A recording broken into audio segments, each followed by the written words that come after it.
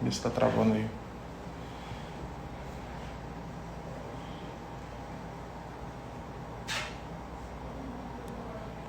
Bom dia.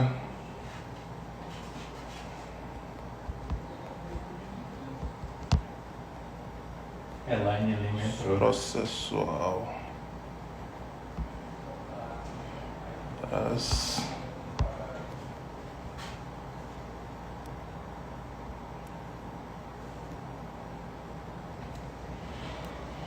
Deixa eu fixar o tema aqui. Professor Fred já.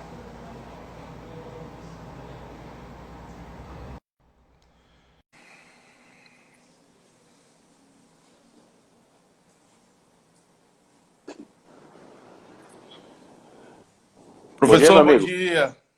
Tudo Tudo bem? bem? Graças Tudo a Deus. ótimo. Professor Fred, gostaria de agradecer, primeiramente, né, o aceite pelo convite aqui, em nome da Escola Superior da Advocacia do Estado do Acre, da OAB Acre.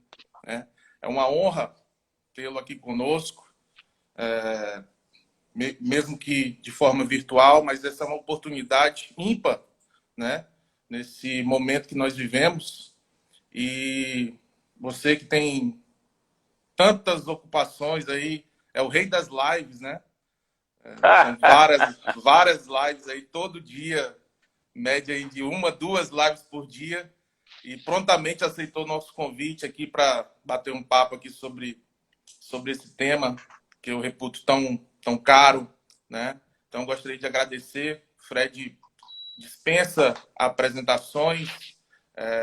Eu sou um grande fã, né? O nosso líder na Associação Norte e Nordeste de Processo, professores de processo, da qual eu tenho a honra, né, de representar o meu estado, o estado do Acre. Né? Então, agradeço demais você que eu já acompanho os seus livros aí, fizeram parte da minha vida acadêmica e até hoje, né, fazem parte. Já inicio aqui mostrando que meu primeiro livro, aguardo até hoje, Oh, que beleza. 2011, né? 2011 essa edição, né? Essa edição de 2011. 2011. 2011. Então, guardo todas A as edição nova tá coleções lá no aqui. fundo, né? A Sua edição edição nova eu nova tá lá no comprei. fundo. Isso. Então, Aqui, ó. professor, olha aí também, né? Então, gostaria de agradecer imensamente aí o aceite pelo convite, né? É uma honra estar falando com o senhor por aqui e abro a palavra aí para suas considerações iniciais. Muito obrigado, meu querido. Prazer revê-lo. É uma satisfação voltar ainda que dessa forma, né? Ao Acre. Já fui aí, acho que 2 ou 3 vezes.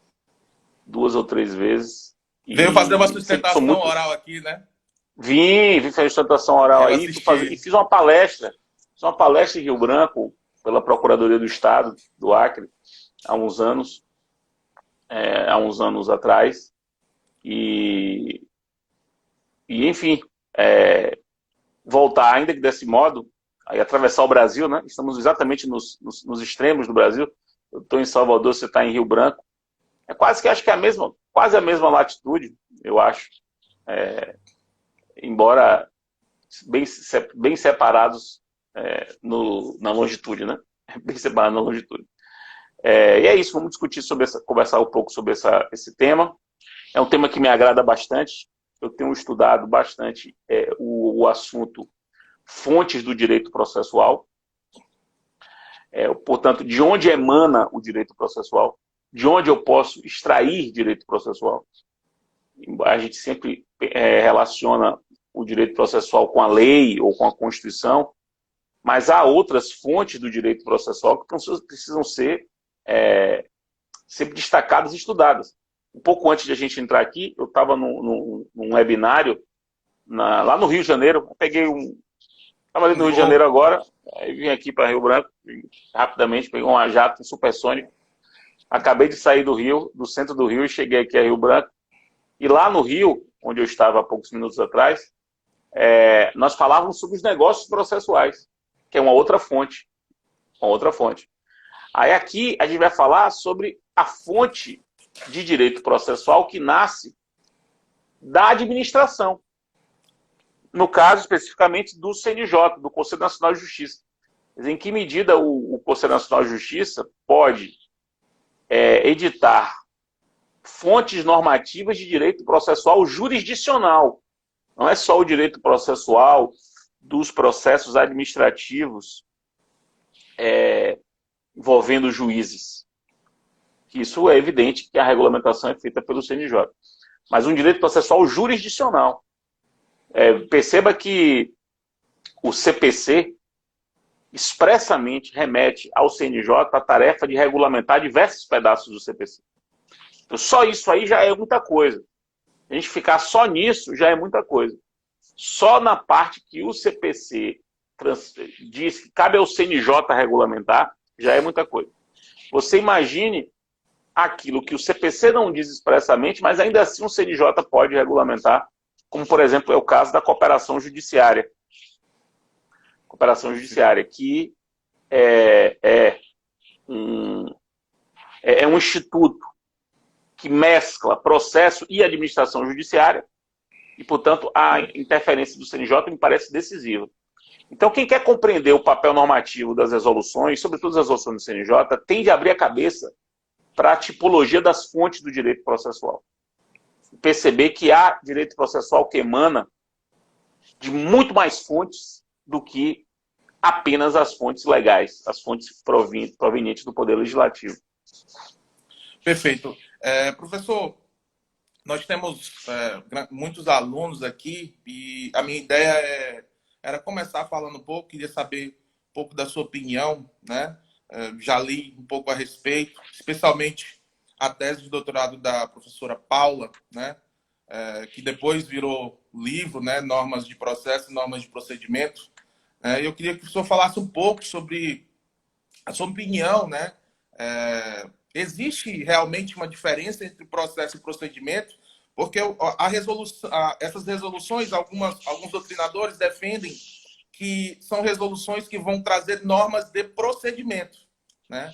Mas nós temos uma outra corrente doutrinária que defende que não existe diferença entre processo e procedimento.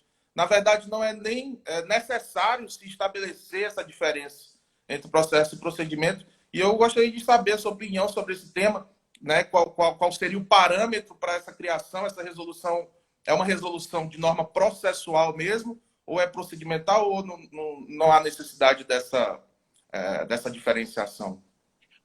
Me parece que não há essa diferenciação. Todo processo é procedimento. Então, a distinção que não se justifica mais atualmente é algo que é injustificável num sistema como o nosso, em que todo procedimento tem que respeitar o contraditório. Então, quando o CNJ, por exemplo, legisla sobre proibição, legisla não, né, desculpe, eu falei errado. Quando o CNJ ele regulamenta, por exemplo, a proibição de levantamento de dinheiro, de ordem de levantamento de dinheiro em plantão judiciário, ele está regulamentando competência. Competência. E competência é um pressuposto processual clássico, regulamentado pelo CNJ. Marcelo Neri Leite, que está aí, está dizendo, mas é absurdo que o CNJ legisle e a OAB não faça nada. Veja, o CNJ não legisla, quem legisla é o legislador. O CNJ ele pode editar normas gerais. A gente não pode confundir norma geral com lei. Nem toda norma geral decorre da lei. Há outras entidades que podem produzir normas gerais e a própria Constituição reconhece poder normativo ao CNJ. Poder normativo esse que já foi reconhecido pelo o próprio Supremo. O Supremo reconheceu que a emenda constitucional que criou o CNJ e ao criar o CNJ, atribuiu ao CNJ poder normativo, esse poder normativo é constitucional. Então, o CNJ tem poder normativo. O que ele não pode fazer é contrariar a lei. Isso é verdade. O CNJ não pode decidir contra a lei. Mas o CNJ pode avançar por onde a lei não avançou ainda, ou complementar, ou concretizar a lei. Isso o CNJ pode fazer. com outras regras gerais que concretizam regras gerais mais abertas previstas em lei. E aí eu concordo com você, Marcos, que Paulo Assarno está certo quando defende que não há razão para distinguir hoje processo e procedimento. Perfeito. E aí, professor, diante dessa situação, né, nós estamos numa situação atípica em que o CNJ ele tem se tornado um ator aí, protagonista na emissão de resoluções. Nós temos aí o exemplo da resolução 313, né, do CNJ, mais recentemente a resolução 318, né, e aí a 313 determina a suspensão dos prazos. Como o senhor bem falou, o próprio CPC ele remete a essas situações, né? Então, ele determina que os próprios tribunais, por meio de seus regimentos, por exemplo, procedimentalizem determinadas situações. Eu queria que o senhor falasse um pouco da importância do CNJ nesse atual momento que nós vivemos, né? Um momento atípico, que vai precisar mesmo de uma atuação por parte do CNJ no sentido de garantir ali a efetividade, né? E nas situações processuais, né? Infelizmente, nós estamos vivendo esse momento e aí eu queria que o senhor falasse um pouco sobre essa importância do CNJ, né? Meu caro, eu diria que a importância é fundamental. O CNJ está cumprindo um papel fundamental nisso tudo.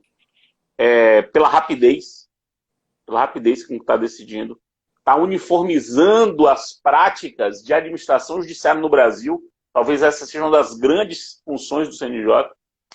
Você imagine, Marcos, se a compreensão dos tribunais sobre como lidar com esses problemas de gestão, que são evidentes em razão do que está acontecendo, pudesse ser diferente, ou pudesse cada tribunal entender, suspender, não vai suspender, vai permitir, como é que vai regulamentar audiências em plataformas eletrônicas, não vai.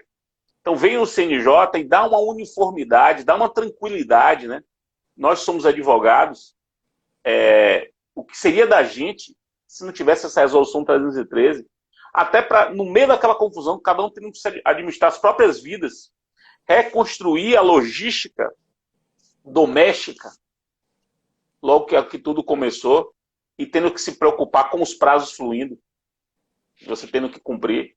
Então veja a importância que isso teve. É claro que isso não poderia durar para sempre, até porque há o outro lado da história, né? Ao lado dos advogados que precisam que os prazos fluam para que eles possam trabalhar e, portanto, serem remunerados. É evidente que tem que ser assim.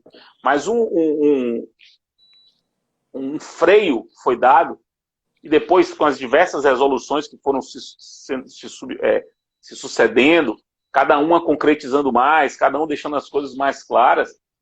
Então, o CNJ ele tem cumprido, está cumprindo um belíssimo papel, no meu modo de ver. E veja, cumprir belo papel não significa que o CNJ não erre. Isso é uma outra coisa. As instituições são feitas por seres humanos.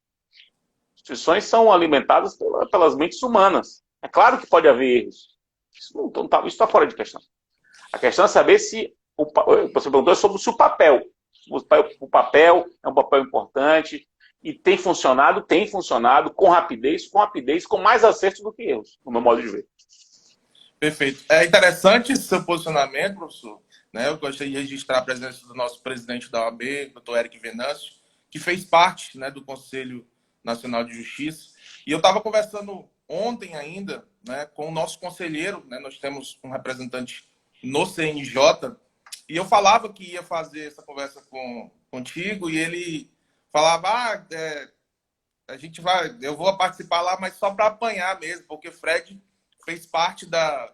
Né, com certeza ele não concorda com essa atuação do CNJ, porque ele foi um dos líderes da produção aí do novo código, e ele falava isso, né? Falava isso para mim.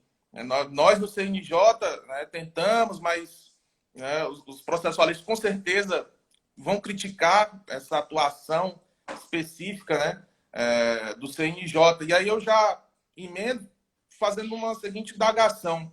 Nesse tempo de Covid, né, a importância dessas resoluções ela é maior porque, se você parar para pensar, eu vi algumas pessoas defendendo que essas situações deveriam ser por atos normativos primários. Mas o próprio Supremo, o senhor bem falou aí, o Supremo já se manifestou no sentido de que as resoluções do CNJ elas têm caráter de ato normativo primário. Então, seria necessária alteração legislativa nessa época? Ou o CNJ pode, então, cumprir esse papel em tempo de quarentena, em tempo de pandemia? E aí, com certeza pode. Já fazendo esse gancho, né? Ele pode, por exemplo, ele está limitado a atos específicos, como, por exemplo, audiência por videoconferência, suspensão de prazo, ou ele pode avançar mais nesse sentido? Existe alguma limitação para isso? Claro, limite sempre há, né? Mas a agilidade das normas gerais feitas pelo CNJ, feitas de caráter administrativo, feitas com fonte administrativa, ela torna essas normas mais adequadas. Você imagina um projeto de lei agora, um projeto de lei para regulamentar o processo na pandemia. Quando o projeto fosse aprovado, a pandemia teria acabado. Então, essa rapidez com que o CNJ tem atuado é que tem ajudado. E é claro que o CNJ tem que atuar naquilo que diz respeito à administração judiciária. Naquilo que diz respeito ao judiciário gerindo esse problema que existe hoje, os múltiplos problemas que existem hoje, de condução dos processos em tempos assim, em tempos de pandemia. Tudo que disser respeito a isso, o CNJ pode tratar. Agora, e deve tratar, e é a melhor fonte que trate. Para nós, administrados, é melhor que você uniformize, saiba qual é a regra do jogo, para evitar problema. Repito, meu caro Marcos, o que seria de nós se não tivesse uma regra nacional, como foi a da resolução 313, suspendendo os prazos? Cada tribunal estava suspendendo do seu jeito. Suspendendo para uma coisa, suspendendo para outra. E aí você, sobretudo em um mundo de processo eletrônico, em que você pode estar aqui advogando em qualquer lugar do país, submeter diversos entendimentos, diversas decisões de cada um dos tribunais, que ninguém tem dúvida aqui, nunca se teve dúvida, que um tribunal de justiça pode, por resolução, dizer que determinado dia não se conta como prazo. Porque naquele dia houve, por exemplo, um grande engarrafamento na cidade, ou uma grande enchente. Nunca ninguém se discutiu isso. Que os tribunais poderiam fazer isso, atentos às circunstâncias específicas da localidade onde estão. Por que o CNJ não poderia fazer isso do plano nacional, com regras nacionais? Perfeito. Eu percebo que depois, principalmente, né, depois da resolução 318, houve uma espécie de estadualização, né, dos procedimentos. O CNJ, ele então traz a questão do lockdown, né, e aí eu posso até fazer um paralelo aqui, que o estado do Acre e o estado da Bahia estão ligados. Né? Estão ligados porque fazemos parte do mesmo TRF. Né? Então, é estranho. Né? A Bahia, eu acho que é um dos únicos estados do Nordeste que faz parte aqui do nosso TRF nacional. Maranhão e Piauí. Maranhão e Piauí também. E aí, como que fica? Porque gerou muita dúvida essa questão do lockdown, né? Estados que estão em lockdown terão os processos suspensos. E aí, imagine processos na Justiça Federal vinculados ao TRF1, por exemplo. Como que fica? Suspende só no Acre, se tiver em grau de recurso. E aí a outra parte está na Bahia, por exemplo. Como que isso vai ser resolvido, né? Isso não é fácil, né? Eu fiquei com dúvida em relação a isso, né? Também. Como que resolve? Não é fácil, mas você tem que trabalhar com a origem do processo. Então, se o processo tramita no Acre, e aí no Acre está em lockdown, os prazos que nascem daí porque nascem processos que tramitam aí, ficam suspensos. Mesmo que a outra parte esteja em outro lugar. Você tem que ir para o lugar de onde o processo emana. Que é uma noção que ainda tem essa utilidade, nada obstante a gente viver num ambiente de processo eletrônico. Ainda tem esse sentido. A gente saber que um processo que tramita no Acre está no Acre, ainda que virtualmente esteja na nuvem, onde quer que a gente esteja. Perfeito. E aí, daqui a pouco eu quero falar um pouco sobre o CNMP também, porque, na minha visão, o CNMP também pode ter interferência, né, nessa questão processual, mas o CNJ, com certeza, tem várias resoluções, né, nesse sentido, mas eu queria saber se seria possível um negócio jurídico processual, por exemplo. Então, imagine, o CNJ suspendeu os prazos e eu quero fazer um negócio jurídico processual ignorando aquela resolução. Seria possível fazer um negócio jurídico processual para que não sejam suspensos os prazos, ou isso impactaria também na atuação do magistrado nesse sentido e ele poderia fazer esse controle? Mas veja, o que seria um negócio feito pelas partes para não suspender o processo delas? Seria um negócio que permitiria a elas praticar atos durante a suspensão. Não é isso? Isso. Praticar atos durante a suspensão expressa a previsão do Código. Artigo 218, parágrafo 4º.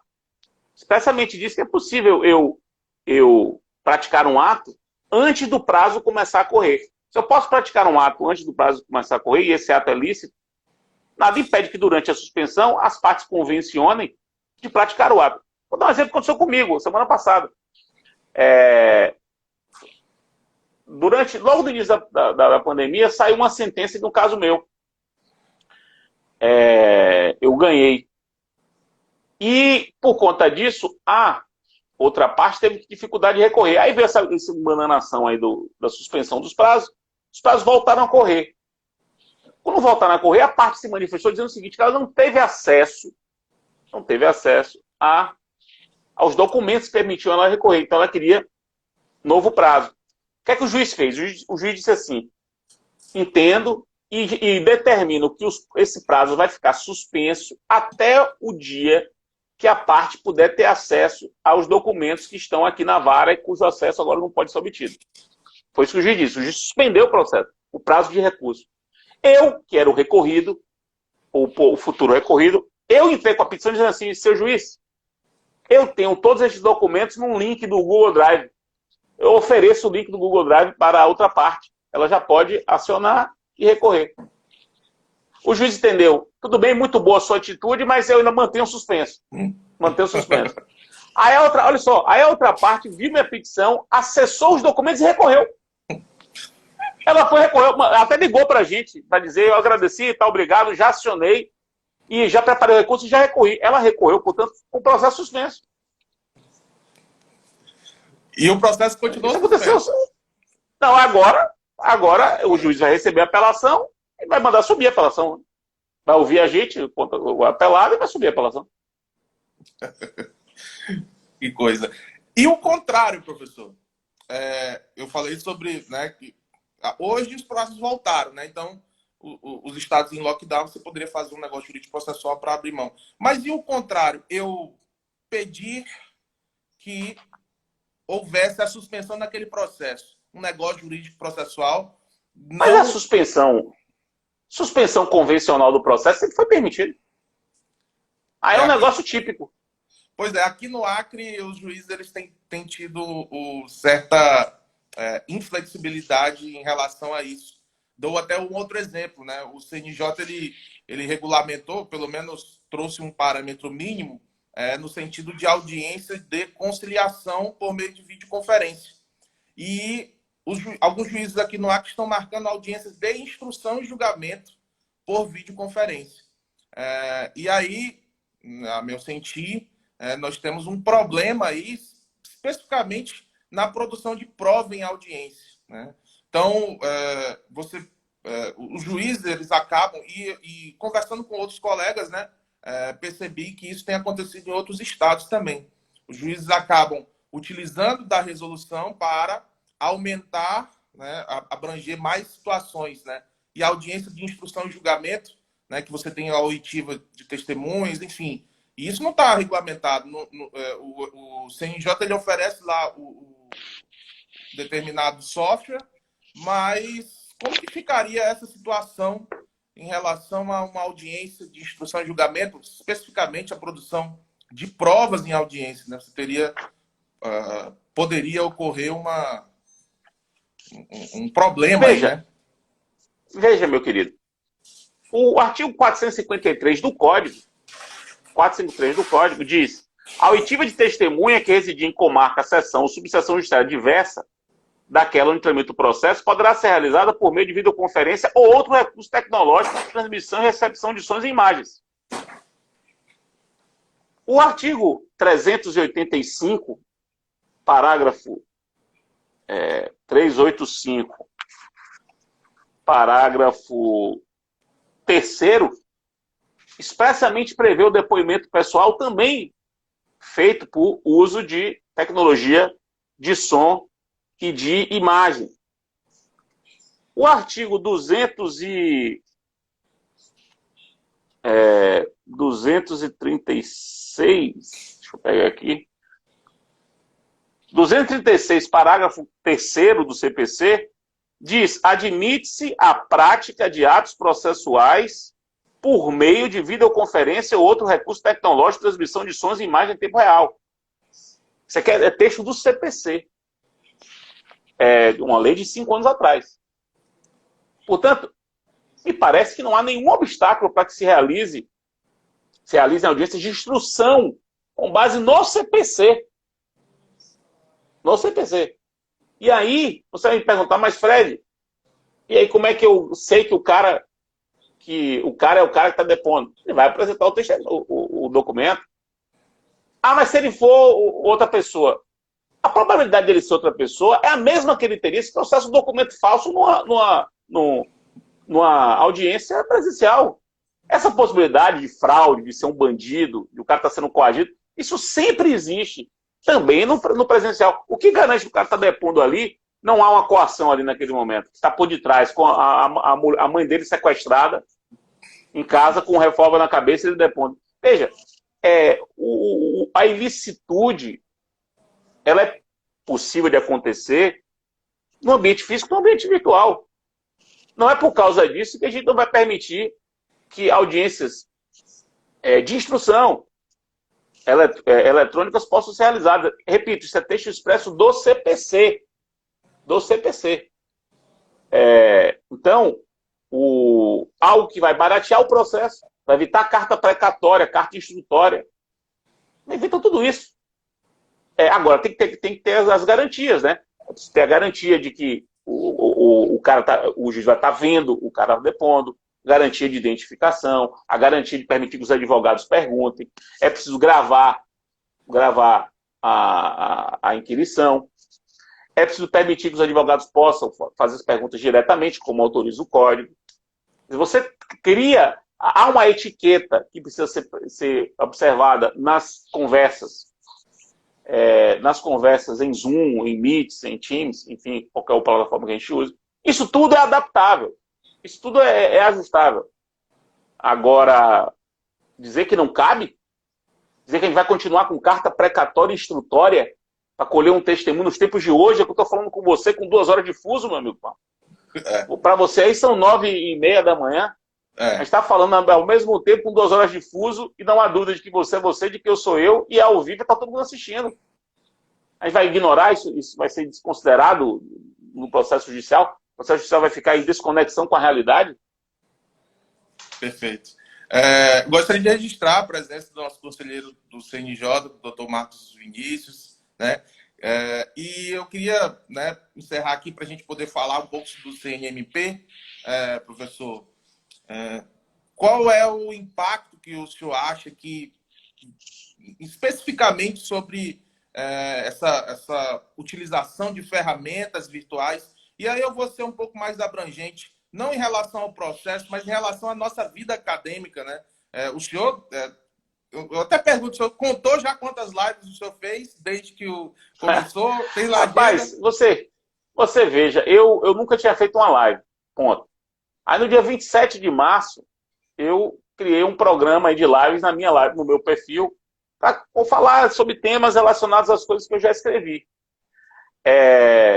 Pô, e aí a galera começou a me convidar. Então eu já não sei quantas lives eu fiz, entre aquelas que eu mesmo promovi e aquelas que eu recebi como... Fui recebido como você que está me convidado. Mas tá tudo, toda a live minha aí tá indo pro YouTube, todas. Eu estou montando um canal no YouTube, eu ainda não divulguei, porque ainda está um pouco desarrumado, mas as lives estão todas lá. Se você procurar lá meu canal no YouTube, a partir do meu perfil no YouTube, vocês vão encontrar lá diversas lives, todas que eu fiz até agora estão lá. Essa, inclusive, vai estar lá também. Mas quando eu divulgar, depois eu divulgo. Eu queria divulgar para a galera que não conhece, é meu canal do Telegram. Esse já existe. Quem tem Telegram... aproveitar que eu faço parte, eu queria que você divulgasse esse canal do Telegram e a forma de entrar nele. É muito interessante. É muito interessante o canal do Telegram, porque ele permite que vocês recebam material, sejam julgados. É uma interação muito interessante, né? Eu particularmente acho. Diferente, cada rede social tem o seu espaço, tem a sua função, né? O Instagram está aqui na imagem, na conversa, uma linguagem mais leve, mas quem é uma linguagem mais um material, artigo, capítulo de livro, julgado, uma parte mais científica, mais relacionada com a minha condição de professor, não só de pessoa, além de professor. O canal do Telegram é muito importante. O canal do Telegram chama-se Megafone do Processo Civil. Megafone do Processo Civil. Então você procura lá no Telegram, Megafone do Processo Civil, é um dos canais, e aí basta se inscrever no canal. E você recebe. Todo dia eu posto alguma coisa lá. Eu posto um texto, posto um julgado, eu encaminho as pessoas aí para algumas questões. É um canal de processo, né? É processo. Não tem amenidade, não tem brincadeira. É um canal... Não tem política. Não tem por nada, é só processo, até porque nos canais de Telegram não tem interação. As pessoas não interagem. Não é grupo, né? Eu tenho explicado à minha mulher a diferença de canal para grupo. No grupo, cada um interage, vai falando o que quiser. O canal não tem interação. Eu falo, eu transmito e vocês recebem. E por isso que não tem nada além de processo civil puro. Então, Megafone do Processo Civil, acessem lá. Perfeito. E aí, voltando àquela pergunta, professor, qual é o impacto dessa situação hoje, né, em que praticamente todas as pessoas estão já, como o senhor mesmo, familiarizados com essas ferramentas, esses instrumentos. E qual vai ser o impacto disso no processo, né? Me parece que hoje, e o senhor acabou de trazer várias fontes do próprio CPC, me parece que hoje o juiz ele vai pensar duas vezes antes de expedir uma carta precatória e vai priorizar, eu não sei se o senhor concorda com isso, mas eu acho que vai haver uma priorização dessas audiências, dessas oitivas por videoconferência. Cooperação. Esse livro aqui, Cooperação Judiciária Nacional, meu livro desse ano, publiquei esse ano. Nesse livro que eu defendo exatamente a cooperação, né, entre os juízos, como é que ela está regulada no CPC, eu defendo que o uso das cartas hoje é subsidiário. O juiz só vai usar cartas, as velhas cartas precatórias, de ordem, se não for possível obter cooperação do outro juiz de uma forma muito mais singela. Esse que é o grande ponto, Marcos. A cooperação hoje é subsidiária. Você olha para o código, você vê dispositivos como esse que eu disse, 385, parágrafo 3º, 453, parágrafo 1º. São previsões expressas de colheita de prova oral à distância. Para que eu vou expedir uma carta precatória para ouvir uma testemunha? Para quê? Perfeito. Perfeito. Eu concordo também. Eu li o seu livro e me parece que de todo mal a gente consegue sempre trazer algo positivo, né? E se tem algo positivo em meio a tantos atos, né? Tanto negatividade da nossa atualidade, esse é um aspecto positivo em relação ao processo. E aí, falando especificamente do CNMP, né? Eu sei que o senhor tem um outro compromisso, a nossa live vai ser um pouco menor hoje, mas falando especificamente do CNMP, eu gostaria que o senhor falasse sobre o CNMP. Na minha opinião, né, eu concordo desde que o senhor começou a escrever que o Ministério Público pode fazer colaboração premiada em ação de improbidade, eu concordo desde sempre. E agora, com a nova lei que permite o acordo de não persecução penal, me parece que é uma consequência lógica essa possibilidade. E aí, nós temos a resolução 118 CNMP que traz que determina parâmetros, diretrizes ali de autocomposição. Então, eu queria saber do senhor se o CNMP também pode ser um ator nessa fonte de direito processual, especificamente aí de negócio jurídico na improbidade. Ajuda, agora, evidentemente, naquilo que diz respeito à atuação do Ministério Público. Perfeito. Né? O CNMP concretiza, por exemplo, os casos em que o Ministério Público não precisa intervir como fiscal da ordem jurídica. O CNMP traça diretrizes para os compromissos de ajustamento de conduta, traça diretrizes para as audiências públicas celebradas pelo Ministério Público em fases de investigação. O CNMP, por exemplo, regulamenta os negócios processuais celebrados pelo Ministério Público. Então, no contexto da atividade do Ministério Público, que é um sujeito processual muitíssimo relevante, a regulamentação do CNMP também é muito importante. Muito importante. Tanto que quem conhece meus livros já viu que sempre quando é o caso, eu me refiro a uma resolução do CNMP. Sempre. Sempre faço a remissão, sobretudo no livro de processo coletivo, em que o papel do CNMP ainda ganha um vulto maior, né? Então eu fico muito preocupado com isso. Eu fico preocupado em compreender o processo em sua totalidade. Aquilo volta ao primeiro ponto da exposição. É compreender o processo na totalidade das suas fontes. O processo emana de muito lugar. Não é só da lei, não é só do CPC, não é só da Constituição. Perfeito. E aí, professor, dito isto, eu gostaria de fazer duas perguntas aqui, já um pouco mais descontraídas, tá? Agradeço imensamente. Eu quero fazer duas perguntas descontraídas. A primeira, quando é que sai o volume 6 da sua coleção? Eu falo muito com o Léo sobre isso, eu sei que vocês estão trabalhando, né, num livro de procedimentos especiais, e eu, como professor de procedimentos especiais, fico também muito carente, né, de uma obra, e estou esperando ansioso. Quando que sai esse volume 6? Rapaz, é uma boa pergunta. A gente começou já a trabalhar nele, né, tanto que publicou o livro Por uma Nova Teoria dos Procedimentos Especiais, que é a base teórica do futuro livro. Isso será o primeiro capítulo do livro, né? Como se fosse o primeiro capítulo do livro. Embora no livro a gente vai dar uma reduzida, mas as ideias são aquelas. E a gente já começou, já temos procedimentos especiais escritos já. Ele e Cabral. Mas não é fácil. O ritmo que a gente está... se parar para escrever, por exemplo, sobre restauração de autos agora, você desviar muito, as coisas estão acontecendo, né? Muitas coisas acontecendo, que exigem da gente reflexão, exigem debate, e fica difícil a gente ter uma concentração 100% nisso, né? Mas vai sair, um dia sai. E a segunda pergunta, eu acho que a mais importante de todas, 87 é do Flamengo? A Copa União, com certeza, né? A Copa União, com certeza, não há dúvida. Não há dúvida. E também o Campeonato Brasileiro, que é do esporte, também não há dúvida. Veja, o esporte é campeão brasileiro de 87, não há dúvida sobre isso. Coisa julgada. O Flamengo é campeão da Copa União de 87, também não há dúvida quanto a isso. As coisas têm que ser colocadas exatamente como as coisas são. Não há dúvida quanto a esses dois pontos. A dúvida que existe poderia a CBF atribuir à Copa União, atribuir ao título da Copa União, que é do Flamengo, o mesmo status de Campeonato Brasileiro? Essa é a pergunta jurídica. Como, por exemplo, a CBF fez com a Taça Brasil. A CBF não atribuiu à Taça Brasil o mesmo status de Campeonato Brasileiro? Não atribuiu ao Roberto Gomes Pedrosa o mesmo status de Campeonato Brasileiro? Poderia atribuir à Copa União o mesmo status do Campeonato Brasileiro? Essa que é a pergunta. E eu acho que poderia. Eu acho que poderia. Então, que o esporte é campeão brasileiro, não há dúvida. Não há dúvida. Inclusive tem coisa julgada. Que o Flamengo é campeão da Copa União de 87, também não há dúvida. Ninguém diz o contrário.